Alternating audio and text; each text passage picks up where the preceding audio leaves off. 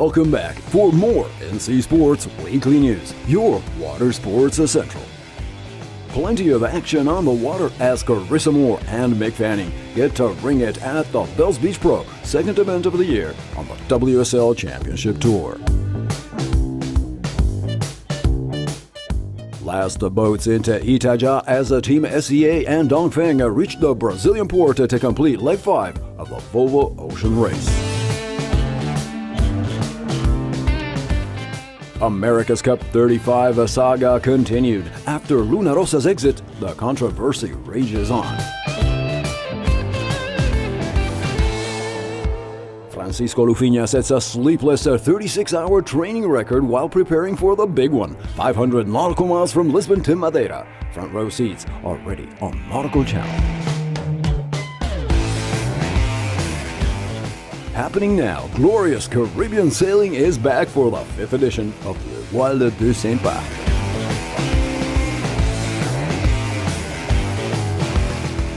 GCC Beach Games in Qatar. Young sailors battle it out in the mixed wind conditions of Doha Bay. NC Sports plunge into the action.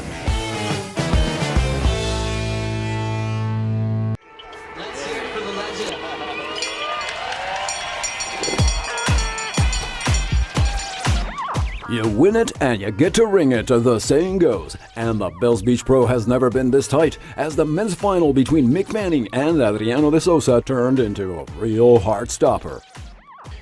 First time ever a final's ever been tied, and it's I can't believe it. It's just radical. It's one of those things that you never know. Like, I was sitting there, I was like, what was the score? What was the score? And then they called out 7-7-7. And I was like, are you kidding me? you know. This is Mick's fourth Bells Beach career victory, and though it was no joke, with both the Australian and the Brazilian posting an equal 15.27, yet thanks to an early 8.17 on Wave 2, Fanning took the overall win over an extremely combative De Sousa. The Aussie now stands on top of the ranking list in tie with Felipe Toledo, also from Brazil.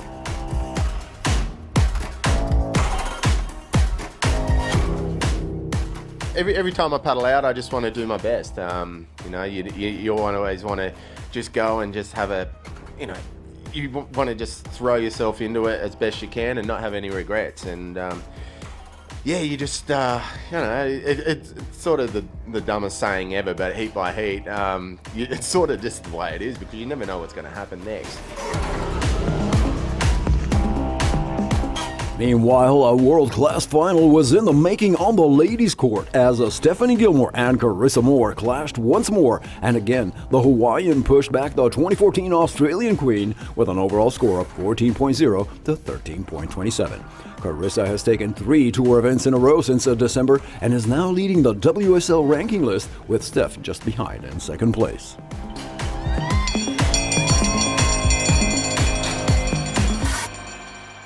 It's such an honor. I love coming here. It's such a magical place, and get to work with people like Kale and Adam, and it's just been such a beautiful experience, so I'm super blessed. Yeah, it's definitely challenging, not only to regroup, but you're competing against the best in the world, and so you really have to be in tip-top shape. So I'm just stoked that I got to continue the momentum here. Don't miss the full Bells Beach recap with surf highlights and interviews on the next NC Sports Top Story, premiering this Saturday at 5 p.m.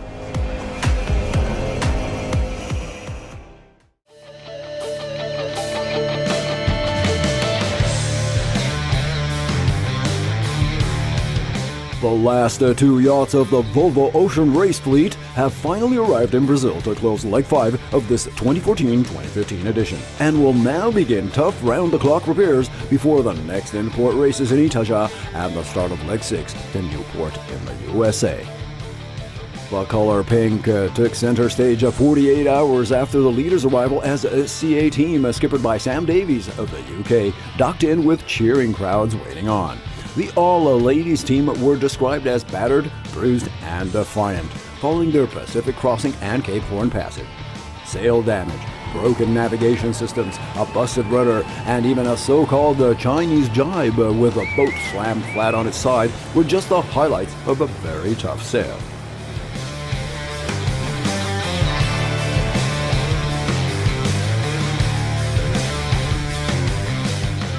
We had some really good racing at the beginning where we managed to keep up with the others, which I think we surprised ourselves even. And then, yeah, we had a whole series of challenges, starting with a nice breaking our fractional sail, which ended up in a big wipeout.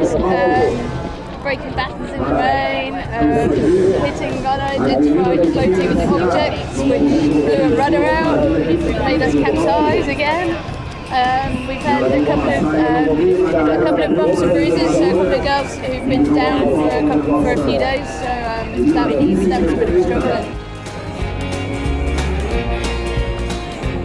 Already retired from Leg 5 after breaking the mast above the last spreaders while approaching Cape Horn, Charles Caudrelier and his Dongfeng crew also arrived in Itaja on transfer mode.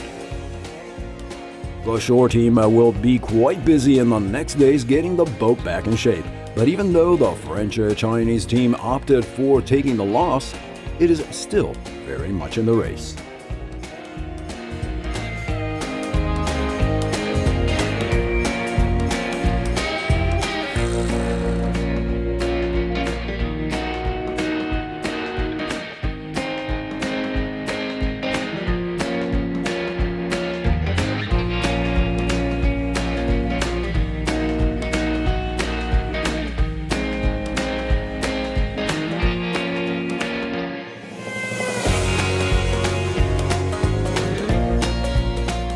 Import races are coming up for this Saturday, April 18th, and the start of Leg 6 is scheduled for Sunday.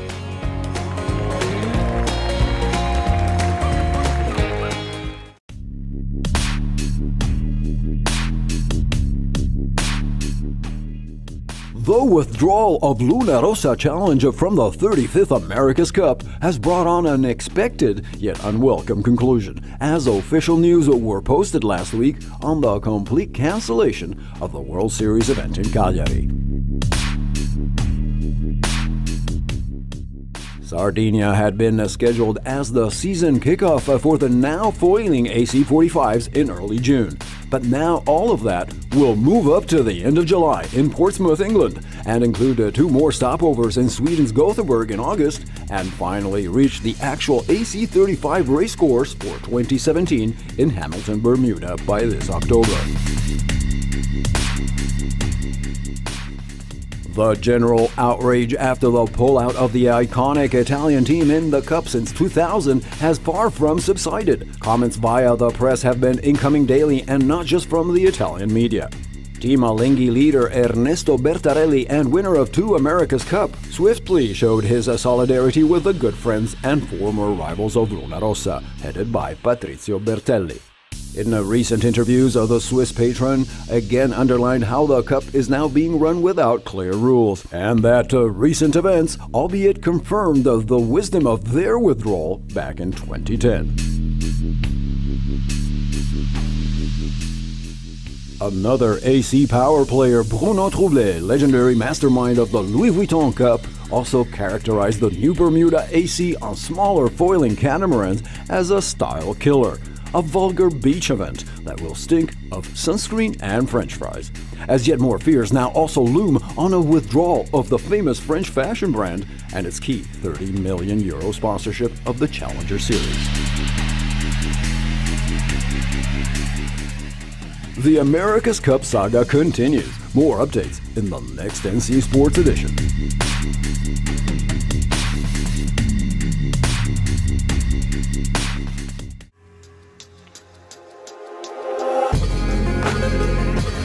Long-distance kiteboarder Francisco Lufinha has done it again. An extreme challenge demands extreme training. So in preparation for an unprecedented new endurance record from Lisbon to Madeira, the Portuguese athlete has just completed a grueling 36-hour session standing on his board in a pool to test his very limits. This was no bizarre bet, but actually just one of the very serious drills for both body and mind in the wider preparation needed to face the Atlantic Ocean. If you can't make it here, there's no way you'll make it out there. Lufinha already holds the impressive 305 nautical mile record set in 2013 along the coast of Portugal. And back then, the pool challenge was also one of the keys to success. Supported by his team, friends, and family, this year's poolside gathering quickly became a big event, with the 31-year-old once again in the national spotlight for this hugely demanding and ultimately successful test. With the best weather window opening up by June or July, the new route is set at over 500 nautical miles and should take anywhere between 36 to 43 hours, including 2 nights spent at sea. A long time NC Sports hero and friend, Francisco is also preparing an exclusive documentary on this incredible adventure to air in the fall on Nautical Channel.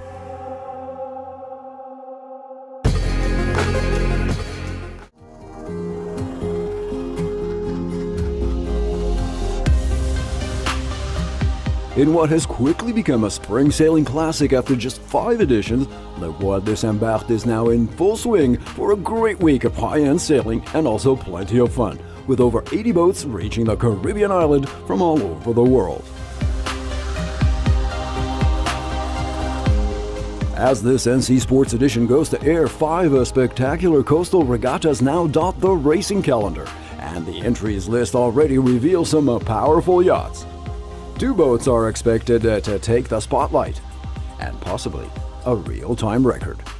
In the monohulls, the brand new 100-foot Comanche, skippered by Ken Reed, is expected to shine in the maxi class.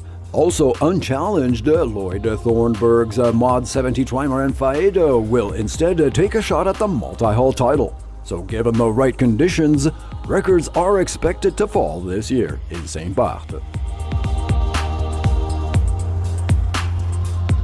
Get complete results and all the action from the water in the next NC Sports Weekly News.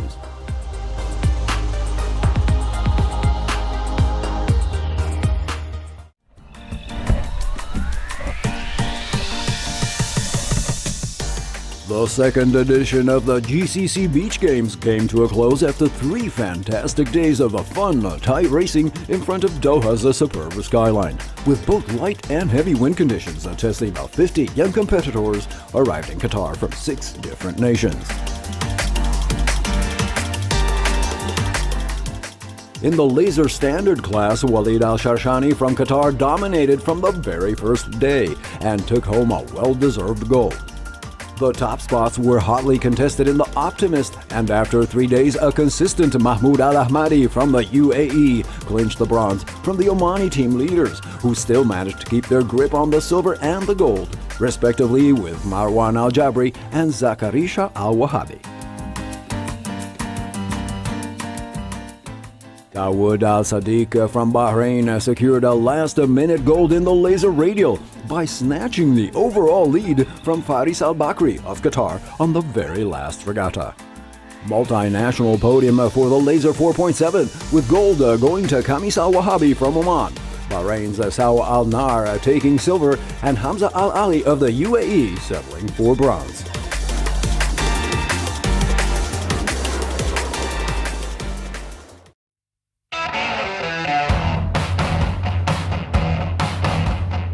Join the current on Nautical Channel, surf fans. This is Saturday at 5 p.m. Catch the premiere of the NC Sports Top Story with extensive coverage of the Bells Beach Pro in Australia, complete with interviews, highlights, and the insider take on what's happening on the sensational WSL Championship Tour.